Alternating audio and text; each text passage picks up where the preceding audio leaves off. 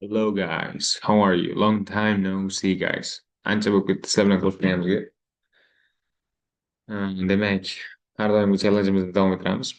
Bugungi asosiy mavzuyimiz uh, past simple. I did. O'tgan zamon. Demak, bugun sizlar bilan o'tgan zamon haqida gapirishamiz ekan. O'tgan zamon o'zi nima? Qachon ishlatiladi? Qanaqa yasaladi? Okay, first we have to study this example. Wolfgang Amadeus Mozart was an Austrian musician and composer. He lived from 1756 to no, 1791. He started composing at the age of 5 and wrote more than 600 pieces of music. He was only 35 years old when he died. Nimaga bizaga mana qora harf bilan qo'yibdi? Was, lived, started, wrote, was, died lani. Chunki bu fe'llar hammasi o'tgan zamonda ba'zilariga live bo'lyapti, id qo'shilyapti, ba'zilari buni wrote bo'lib ketyapti, was bo'lib ketyapti, shaklini o'zgartiryapti. Bular id olganlari to'g'ri fe'l, shaklini o'zgartirganlari noto'g'ri fe'l deyiladi. Noto'g'ri fe'l. Yo shaklini o'zgartiradi, yo o'sha holatda qolib ketadi. Noto'g'ri fe'llar jadvalini yodlagan paytimizda sizlar bilan buni aniq tiniq ko'rib chiqamiz. Let's go to the section B. Very often past simple ends in ed, regular verbs deb qolsa yozib qo'yibdi mana. To'g'ri fe'llar uchun juda ko'p, endi ingliz tilida juda ko'p fe'llar noto'g'ri fe'l emas, to'g'ri fe'l. 3dan 2,5 fe'llanadi, 3dan 2,5 qismi deylik mayli. Misol uchun 500 mingta fe'l bo'layotgan bo'lsa, ingliz tilida taxminan просто prognoz uchun aytyapman. Yes. 500 mingta bo'ladigan bo'lsa, bir 400 mingtasi 400 ming 450 mingtasi to'g'ri fe'l, qolgani noto'g'ri fe'l. Endi men faktga qarab aytganim yo'q, просто bu guess bo'ladi. Bu degani irregular verbs juda ham kam. Regular verbsga qaraganda. Demak, ed bilan tugaydigan fe'llar ko'proq. Noto'g'ri fe'lga qaraganda to'g'ri fe'l ko'proq. ed fe'lga ed qo'shish orqali demak biz o'tgan zamondagi fe'lni yasaymiz. I work in a travel agency now. Man hozir travel agencyda ishlayman. Before that, undan oldin I worked. Mana tarjimasi mana worked ishlaganman. Ishladim. I worked in a department store. Mana magazinda ishlaganman deyapti. They invited mana invite ga deya qo'shilyapti. Invited us to their party, but we decided not to go. Ular bizni bazmlariga taklif qilishdi, ammo biz qaror qildik bormaslikka. Qaror qildik, qaror qabuldik, qaror qilamiz bo'lmaydi. Tarjimasi ham demak o'tgan zamonga o'tib ketadi. The police stopped me. Police stopped me on my way home last night deb mana. Politsiya meni to'xtatdi. Uyga ketayotgan paytimda o'tgan kechasi deyapti. Laura passed mana pass bo'lgan id qo'shilyapti. O'tdi her exam because she studied very hard. Laura imtihondan o'tdi chunki u juda qattiq o'qidi deyapti. Endi mana but many verbs are irregular deyapti. Lekin ko'p fe'llar noto'g'ri fe'l. Bu degani noto'g'ri fe'llarning soni ko'p. Ular id olmaydi. Id qo'shmaymiz. Ularni o'tgan zamonga o'tkazish uchun. Misol uchun write degan fe'limiz bor. Wrote bo'lib ketadi. Shaklini o'zgartiradi. See degan fe'limiz bor. O'tgan zamonda so bo'lyapti. Go degan fe'limiz went. Shut degan fe'limiz mana formasini o'zgartirmayapti. O'sha turibdi. Shart bo'lib turibdi. Endi biz darak shaklini, inkor shaklini va so'roq shaklini yasashni o'rganamiz. Simple'da. Darak shaklini ko'rdik. Yoki id olar ekan yoki shaklini o'zgartirar ekan. Noto'g'ri fe'l bo'lsa agar. She, misol uchun see, noto'g'ri fe'l so bo'lib ketadi sirasi. She saw. She saw me. U meni ko'rdi. Endi o'tgan zamonda so'roq yasamoqchi bo'lsak, hammasiga did. Misol uchun hozirgi zamonda nimadan foydalanganmiz? Hozirgi zamonda do das kelgan, to'g'rimi? Gapda agar fe'l bo'lsa, do das kelgan. Misol uchun do you work? Ishlaysizmi? Ishlaysizmi agar o'tgan zamonda qilsak, ishlaganmisiz bo'lsa did you work bo'ladi. Did you work? Do didga o'zgarib ketadi. Chunki do'ni o'tgan zamon shakli did. Bu ham noto'g'ri fe'l. Did bo'lib ketadi. Bu yordamchi fe'l. Do ham yordamchi fe'l edi. Yordamchi fe'lning o'tgan zamon shakli did bo'lyapti. Keyin mana ed olgan fe'l idsini tushirib qoldiryapti. Fe'l yana odatiy holatga qaytib qolyapti savolda. Misol uchun, e, bizada o'tgan zamon noto'g'ri fe'llar qanday? Mana so ko'rmoq. U meni ko'rib qoldimi?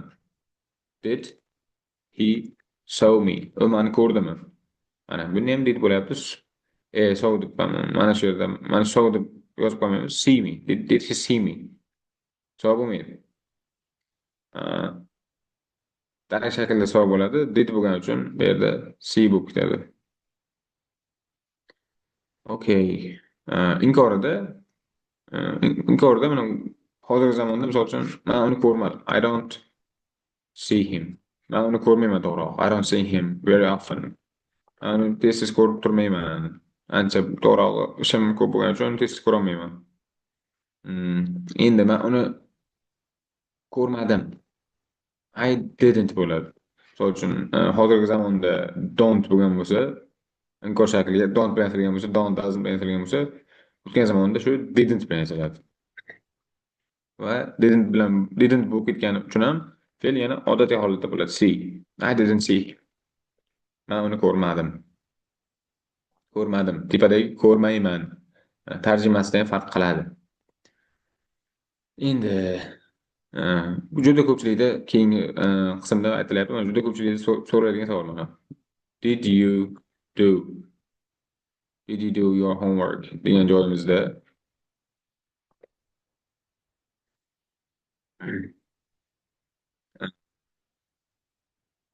hozirgi zamonda ham so'ralardi. Misol uchun, do you do your homework? Uyga vazifasiz qilasizmi? Nimaga do 2 marta kelyapti? degan narsa so'ralar edi.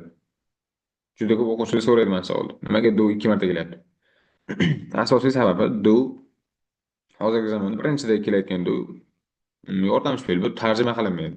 Gapda fe'l bo'lgani uchun ishlatilyapti. O'zini bu yerda aynan bir tarjimasi yo'q. Ikkinchidagi fe'lda bor, qilmoq, bajarmoq. Endi xuddi shunaqa o'tgan zamonda ham did you do? Do didga aylanib ketyapti. Did you do your homework? Uyga vazifasi qildingizmi? Bu bo'ladi o'sha. Endi gapda ham mana what did you do at the weekend? Not what did you? Do'ni tashlab ketmaymiz deyapti. Mana do bunaqa deb qo'ymanglar. What did you? Mana do'ni o'tgan zamon borib bo'ldi did qildim. Bu tomonda do shart emas deb tashlab ketib qolmaylar demoqchi. Birinchida kelayotgan did faqat gapda do, mana gapda fe'l kelgani uchun ishlatilgan. What did you do at the weekend? Mana hafta oxirida nima qildingiz? Mana shunaqa. I didn't do anything. Mana hech narsa qilmadim.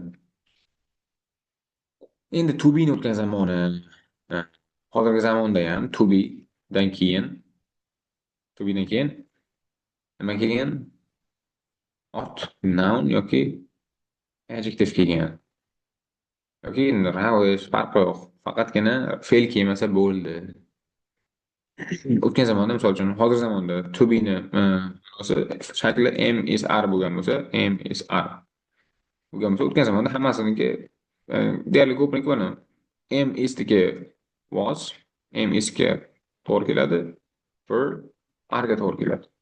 Mana shunday ishlatilaveradi. Misol uchun I am 20 years old. Men 20 yoshman misol uchun desak, men 20 yosh edim bo'lsa, I was 20 years old. Ikkita tepaga qarayapmiz, mana am ga was to'g'ri kelyapti o'tgan zamonda. Misol uchun they are happy now. Ular bugun hozir xursand. Ular o'sha payt xursand edi. They were happy at that time. Aynan o'sha vaqtda xursand edilar. Yani are where'ga o'zgarib ketyapti o'tgan zamonda. Mana shunaqa narsa. Savolda ham o'tgan zamonda, hozirgi zamonda savol qanday berilgan? To be oldinga chiqib ketgan, to'g'rimi? O'zi bu past simple ham shunaqa bo'ladi. To be ya'ni was were oldiga chiqib ketadi. Misol uchun was you were you hungry degani, were you hungry degani ochmadingiz degani. Ochmadingiz. Ovqat bermadingiz sizga misol uchun. Mana shunaqa narsa. I was annoyed because they were late. Annoyed bo'ldim chunki ular kechikdi. Annoyed degani jahlim chiqdi-da.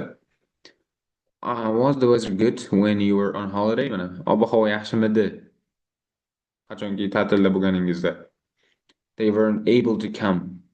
They weren't able to come. Ular kela olmadi. Chunki they were so busy. Judayam band edi. I wasn't hungry, so I didn't eat anything. Ochmas edim, o'shaning uchun hech narsa yemadim. Did you go out last night or were you too tired? Mana tashqariga chiqding. Ovqat go out degani tashqariga ovqatlanishga chiqdingizmi yoki juda ham charchaganmidingiz? Qora harf bilan berib qo'yganlarni alohida e'tibor berib qo'yamiz. Faqatgina tarjima qilib ketib yoki nomiga o'qib ketganimiz yetmaydi. Alohida e'tibor berib o'qishga to'g'ri keladi. Shundagina ishlatilishini yaxshilab o'rganamiz. Shu sizlarga vazifa bo'ladi. 5-unit mana shu mashqlarni bajarish. Videoni yaxshilab bir marta agar tushunmagan bo'lsangiz yana bir marta qaytarib ko'rsanglar, mashqlarda qiynalmaysizlar. Mashqlarni bajarishni juda ham osonlik qiladi mashqlar. Uncha qiyin emas. Okay, guys. See you soon.